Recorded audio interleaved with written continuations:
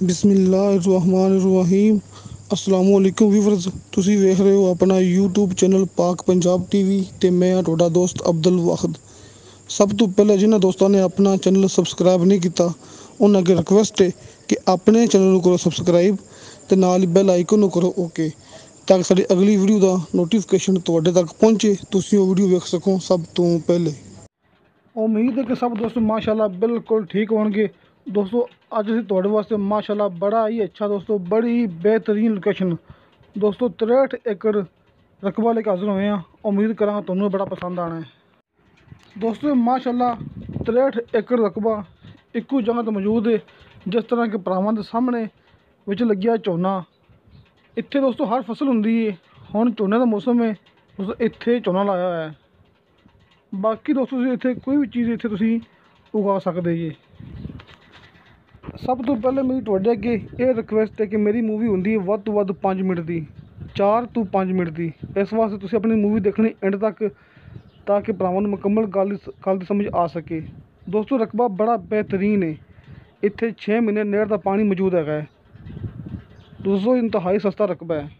सब तो पहले आपां तुहानूं दसने दी लोकेशन दोस्तों जिला बावनगर शहर तो 10 किलोमीटर फासला, मेन रोड तो चिश्तियां रोड तो दोस्तों, चिश्तियां रोड तो 6 किलोमीटर फासला दोस्तों ये रकबा है। मौजा तख्त मल दोस्तों, चिश्तियां रोड तो तख्त मल तो 6 किलोमीटर अंदर आके रकबा है। बावनगर शहर तो 10 किलोमीटर फासला। पानी बिजली मौके पर मौजूद, मिठा पानी है, गारंटी मालिक की। 6 महीने नहर का पानी है, ट्यूबवैल का 45 घंटे दोस्तों 63 एकड़ रकबा तो 45 घंटे इनका पानी है टाइम का।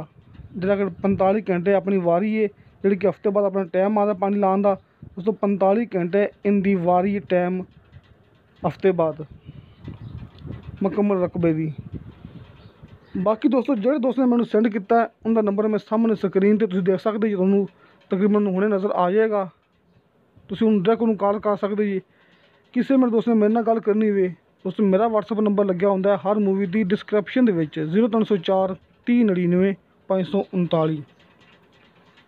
बाकी दोस्तों गल होर, इत्थे 45,000 रुपये ठेका है साल का फी एकड़ का। ये भी गारंटी है अपनी, हर फसल हुंदी है, ये भी गारंटी पक्की ज़मीन है।